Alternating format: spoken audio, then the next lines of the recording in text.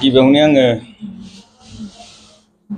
मानगोनां बिश्व भारत गान्धीनिसिम आंनि गोसोनि मोजां मोननायखौ आङो बिथांनिसिम साबायखर आङो जासिग्रोदों। आरो बेजों लोगोसे जोंहा दिनै बेवहाय नुजानो हानाय जोंनि जिल्ला कमिटि आरो जिल्ला कमिटिनि सिङाव थानाय बिजनी बर' बाजार ब्लकनि आफादगिरि आरो नेहाथारि आरो लोगोसे एक्सेस नं सिडली ब्लकनि आफादगिरि आरो नेहाथारि लोगोसे दैदेनगिरि बिथांमोन आरो लोगोसे बेवहायनो बाहागो लानो हानाय circle committee, booth committee, village committee, sector committee, बिनिफ्राय नुजाफैनो हानाय मानगोनां आफादगिरि आरो नेहाथारि दैदेनगिरि बिथांमोन। दा जों बेवहाय दिनैनि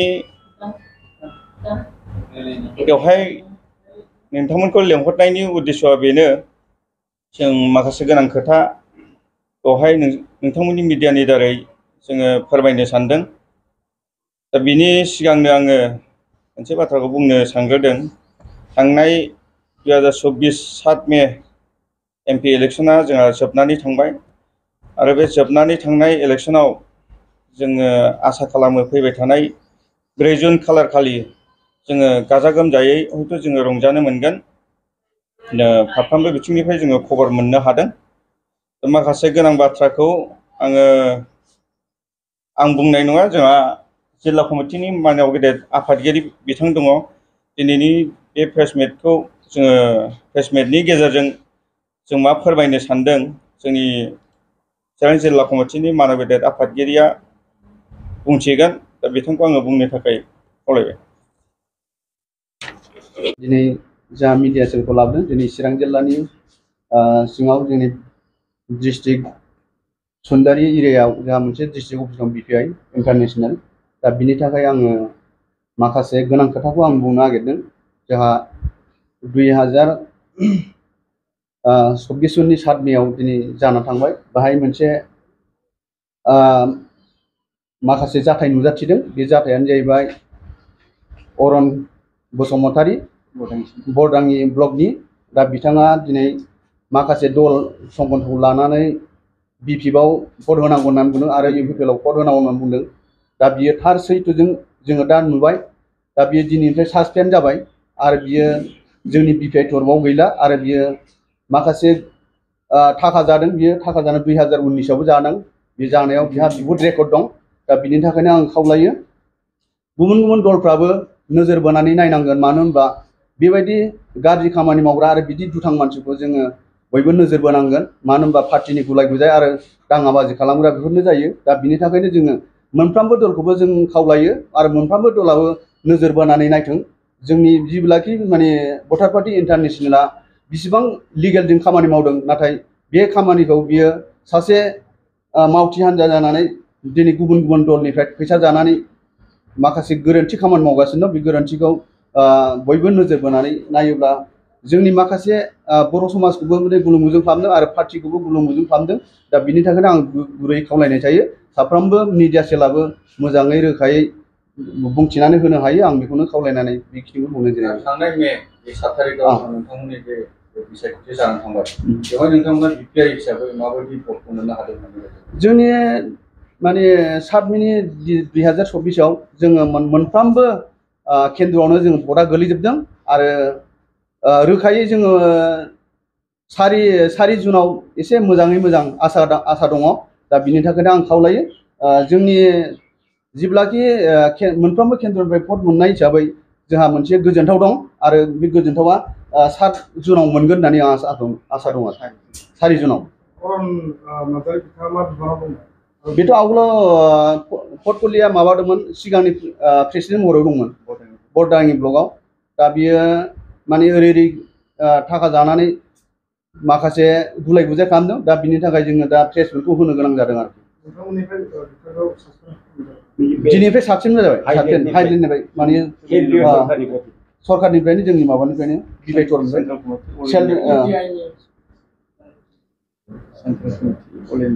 सेन्ट्रेल कमिटि ओमफ्राय अल इन्डिया कमिटि, चिरां डिस्ट्रिक्ट कमिटि गासिबो माने मोनफ्रोमबो जिल्लानिफ्राय होनाय जाबाय आरो। नोंथांमोननिफ्राय माबा मोनसे राहाफोर लागोन नामा? जोंथ' माने बिनि राहाखौ जोङो खुनु माने दलावनो माने दा हाबदों आरो खुनु दल संगठनाव हाबनानै बे खामानिखौ दा मावदों। बेबायदिनो खालामबाय थादोंमोन आवगोलाव खालामदों। बे खालामनो थाखायनो दा जोङो माने एसे नायबोदोंमोन जोङो जोंनाथ' इलिगेल ना खुनु माने दाङाबाजि गैया नालाय माने बिनिनो माबाखौ केरेक्टारखौ जों नुबोगासिनो दं। अब्लाबो जोङो एसेबाबो माने नायबिजिरनानै थाबोदोंमोन। दा दिनै रेहाय गैला आरो बेयो माने जों रेहाय होनो हाला जों बेखौ माने रोखायै फोरमायनाय जाबाय आरो जितु नोंथांमोननि जे जिडिपिनि जि दाबि दासिमबो सरकारा मावफुंनानै थाङाखै फैबाय थानाय समफोराव नोंथांमोना माबायदि सरकाराथ' जोंखौ माने नायगोन होननानै आसा दङ माने उन परिबेसाव जोंखौ माने जोंजों माने लास्टआव थाहैनो हागौ आरो बेखौ आं आसा दङ आरो जोंनि नैबे दिनै चिरां डिस्ट्रिक्ट भटार पार्टी इन्टारनेशनेल अफिसाव गासैबो बिपिआइआव मावग्रा कर्मकर्ता ब्लक सार्केल सेक्टर बुथ भिलेज आरो बाहेरानिफ्राय नुजाफैनो हानाय जोंनि मिडिया रिपर्ट बिदा फंबाय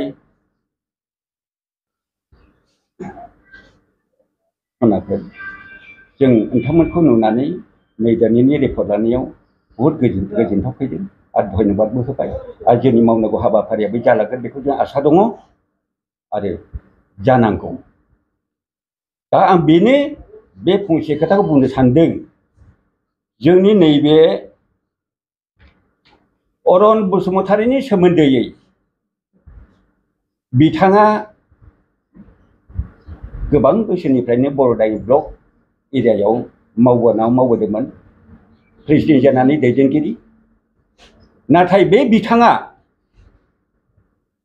थांनाय बोसोर 2019आवनि जाखिनि लकसभा इलेक्सन जाना थादों बहायबो बहुत बदनाम होदों। हारसिंनो बे खारबायखौ मावो दस्रा पलिटिकेल पार्टिनिफ्राय जोबोरैनो थाखा बियै जानानै फुरा डिस्ट्रिक्टखौ बहुत बदनाम खालामगासिनो दङ आरो बिनि मावनाय हाबाफारिखौ गासैबो डिस्ट्रिक्ट सेन्ट्रेलसिम स्टेटसिम गासैबो मिथिया नङा मिथिगासिनो दङ आरो जों गासैबो डिस्ट्रिक्टआ लाजिनांगौ जानानै फैगासिनो दङ। बिथाङा मोजां मावोमोन गोदो किन्तु गेजेर ससेनिफ्राय बहुत समायथावै खामानिखौ मावनानै थांनायनि जाहोनाव बिथांखौ दिनै जोङो फुरा डिस्ट्रिक्ट स्टेट सेन्ट्रेल बिसिमा रिपर्टआ सहैबाय। आगोलबो मावनाय आरो नै दाबो 2024आव नै दाख्लैबो मावनानै देखायबाय बियो। मा मावदों बिथाङा गावनि पार्टियाव थानानैब्लाबो बिपिआइआव थानानैब्लाबो दिनै मावथावै खामानिखौ बे मावनानै देखायदों। बे समायाखै बहुत गाज्रि हाबाफारि मावना देखायदों। बेनिखायनो गासैबो जोङो रायजो राजा बिदा फंबाय बिब' बिनानावफोरा बहुत दुखुआव दङ बिनि सायाव जाहाथे बेबायदि मावामोनबा मोजांमोन। आरो दा बेखौ साननो हाबाय जोङो एक बार नङा दुइ बार नङा सारिबार बेबायदि मावलांग्रा मानसिया जेब्लायबो गाज्रि खामानि मावनो थाखाय जेब्लाबो खोदोमखौ बारायबाय थायो। बिनिखायनो दिनै जों रिपर्टखौ स्टेट लेभेलनिफ्राय सेन्ट्रेलसिम जों रिपर्टखौ हरनानै बे रिपर्टखौ मोननो हादों। दा मा आदेश सफैदों सेन्ट्रेलनिफ्राय आरो स्टेटनिफ्राय बेखौ सासपेन्ड खालामनो थाखाय नैबे लिरनानै हरनाय आदेशखौ आं फरायनानै नोंथांमोननि सिगाङाव सारमोननि सिगाङाव बेखौ आङो बुंनांगौ खोथाखौ आं एसे फरायनानै खिन्थानाय जानोसै।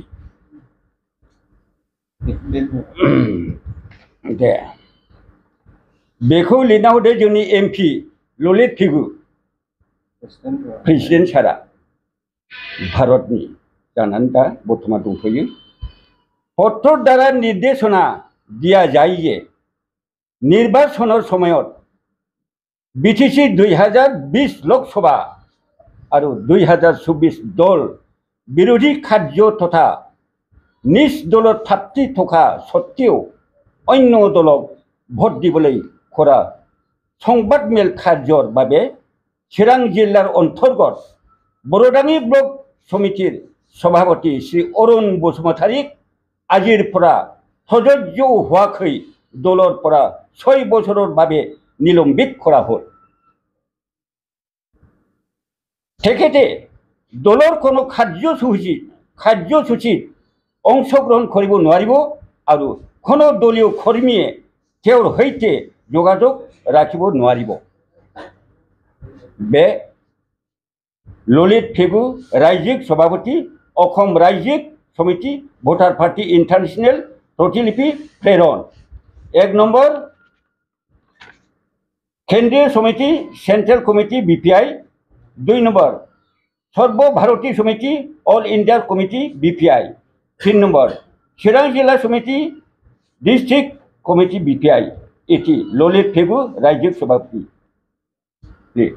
बेखिनि खोथाखौ दिनै सारमोननि प्रेस मिडियायाव नोंथांमोननो जनायनो होननानै सारमोनखौ आयोजन खालामहोनाय जादों जाहाथे बे खामानि जेन' मोजां जालाङो आरो बेबायदि मानसि थायोबा जोंहा बहुत उननि जोरियनि थाखाय गलाम गरिब फखि फरदान एम्फौ एनला गासिबो संसार जालांनो थाखाय बयहाबो गोसोआव थायो।